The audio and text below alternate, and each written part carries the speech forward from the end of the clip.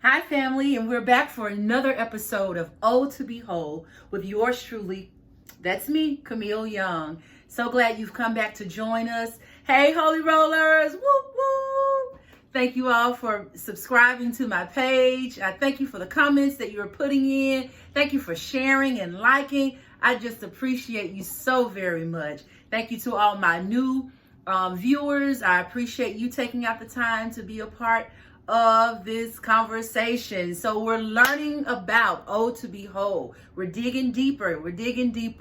And we're saying O to be whole. That's W.H.O.L.E. We've learned already that the W stands for welcome growth. The H stands for heal from your trauma. The O stands for optimize every opportunity. And now we're going to deal with the L in whole. And the L has two parts. So this is going to be part one of the L. It's love yourself. Okay? Love yourself. Loving yourself is a beautiful thing. That self-love is a beautiful thing. It's a beautiful state of existence. And ask me how I know.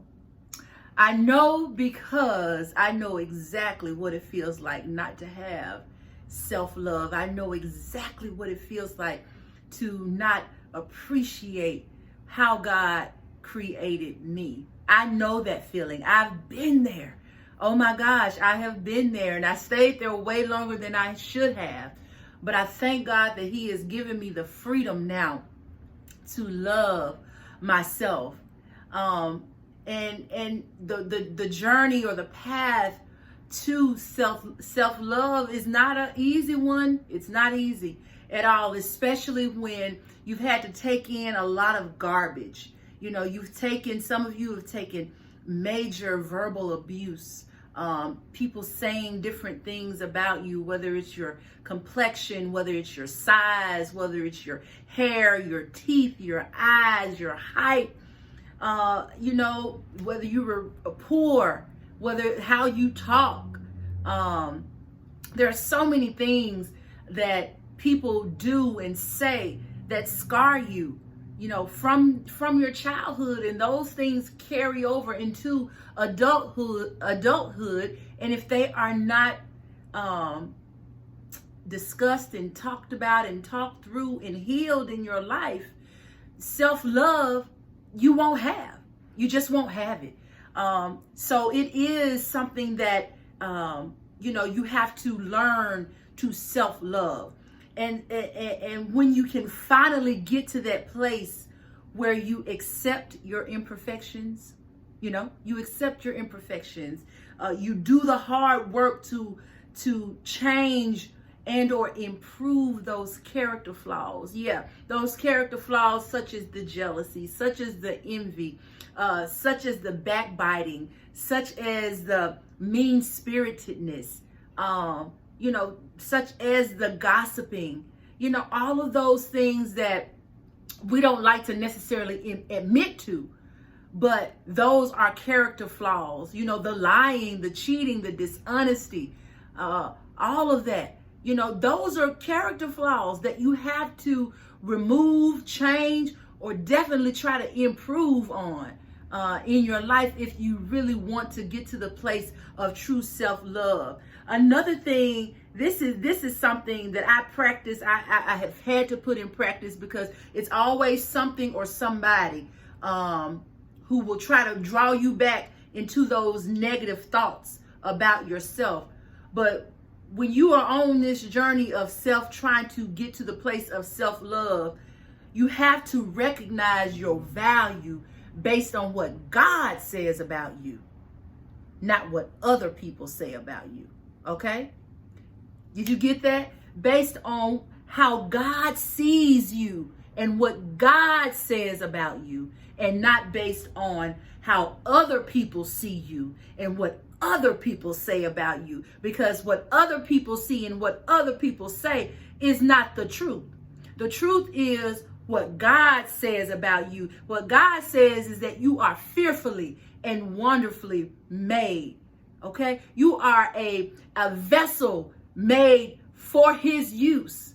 Okay? You are a person who God allowed to come into this earth for a specific purpose. God has a plan for your life. God loves you.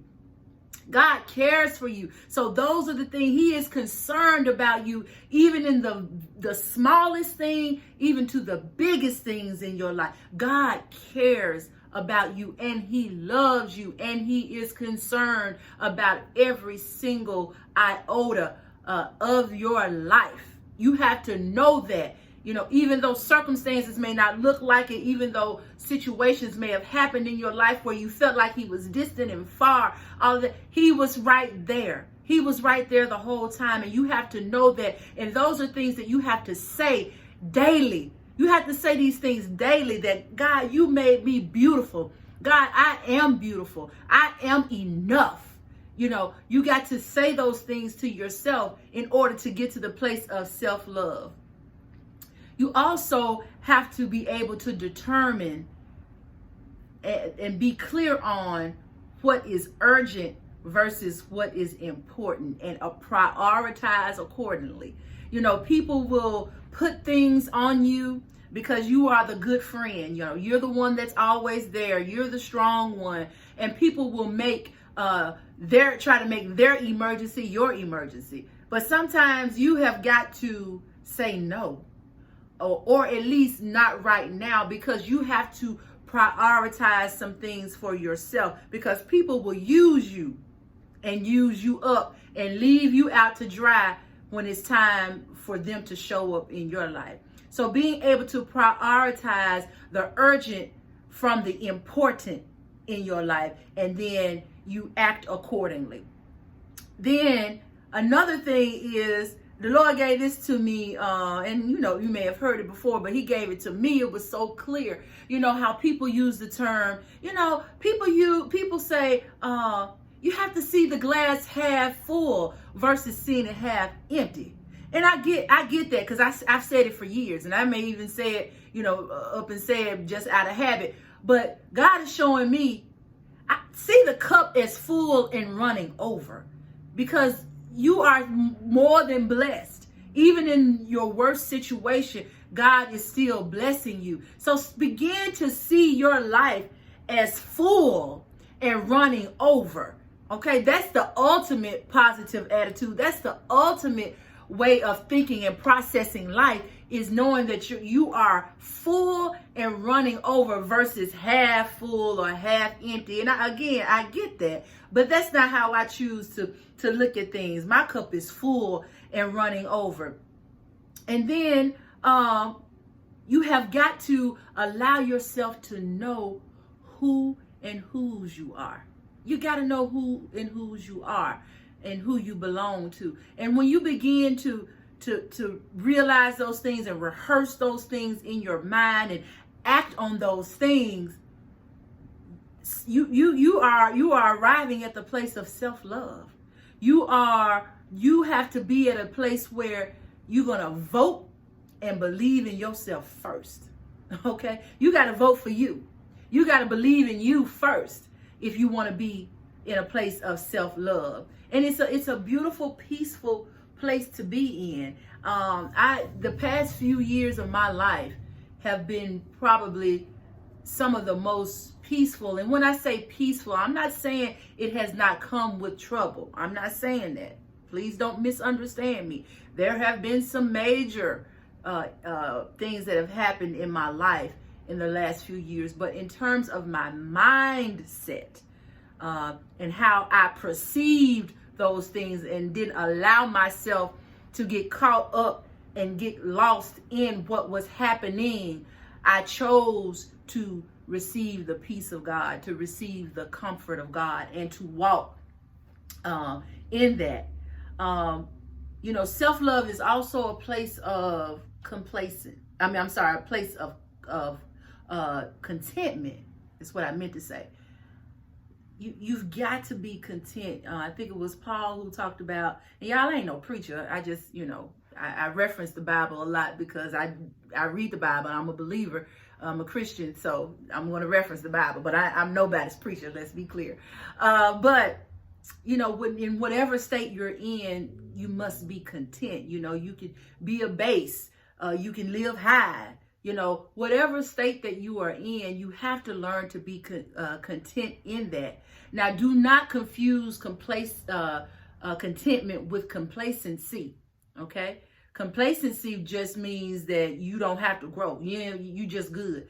But you have to still have room to grow. You still have to want to better yourself. If you got 10, 15, 20, 30 pounds that you're trying to lose, you still need to do that, but that doesn't mean that there isn't self-love. The difference probably more so is you're doing it for yourself versus you're doing it for somebody else or for something else. Self-love is you are making adjustments in your life because you have been self-reflective and you realize that there are some things that you need to do differently. And that's a part of self-love, is taking care of you.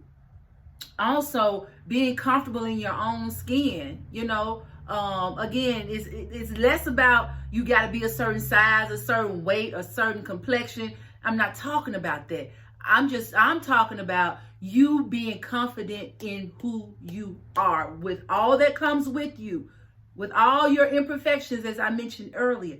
All of that, you have to be comfortable in your own skin. And that is a beautiful place to be when you just don't care as much. You to a certain degree, you care what people think, but not to the place where it makes decisions for you, where it causes you to go into a shell or causes you to revert back to the things that you have pulled yourself out of, or attitudes that you've pulled yourself out of. That's not where you want to be. When you're in a place of self-love. Don't confuse self-love with selfishness, or self-centeredness. That's not self-love, okay? That's not self-love. People talk about it's all about me, and I got to do for me, and I got to do for, do what's best for me, and it's all about me. All of that, that's not necessarily self-love. That sounds a little bit more like self-centeredness, or selfishness. That's not what that is. Really, when you have self-love, you know how to love others better. You actually become more cognizant of how you treat other people. You become more tender towards people. There is a greater sense of empathy when it comes with self-love, because it's like the golden rule: do unto others as you would have them do unto you. If you love yourself, then you should automatically love others. The Bible even says to esteem others higher than yourself. That's a whole nother place of self-love, when you can esteem others higher than yourself. But that's the type of self-love, the healthy type. Let me put it that way. The healthy type of self-love that I'm referring to, that we all need to get to.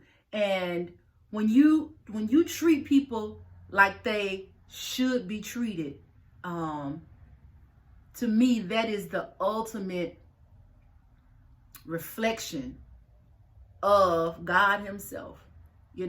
People say all the time, you may be the only Bible that some people read. And if your love is exhibited to them, that could be the very seed that is planted in them for them to, be better in life, for them to change their life, because they're like, that person was kind to me, or I really see a difference in this person, because, you just never know how the love that exudes from you will impact other people. And the only way that you can impact other people with love is you yourself have to be the embodiment of love. Is it always easy? No, because there are always going to be people who are not going to, give you the respect or give you the love that you desire, back in return. That's life. That's life. But that should not change you doing what is right. You've got to love yourself. Self-love is so important so that you are able to be whole. If you don't love yourself, wholeness is not an option for you. It's just not. You know, in order for you to be whole, you have got to love yourself as well as be able to healthily love other people. Okay? So I just want to encourage you today, if you're not already in a place where you are, you know, accepting your imperfections and seeing God, seeing yourself as God sees you, and knowing whose you are, all of those things, you need to start to do that. You need to begin to walk in love with others so that you yourself can be a person who loves yourself. You have to love yourself, because I want you to be whole. You want to be whole. God wants you to be whole. So I pray that this was helpful to you on today as we continue to have this conversation on Oh to Be Whole. Thank you for watching. I need you to subscribe, hit that little bell, that notification, so you know when I'll be coming on. I premiere usually every Thursday around 8 a.m. Central Time. So you can check the YouTube page on Thursday mornings. And that, again, right now, that is my schedule for premiering new videos. Like I said, like, share, and if you have comments, please put them in the comment section. And if you want to connect with me, please reach out at ohtobewhole, that's ohtobewhole @gmail.com. I would love to connect with you. All right.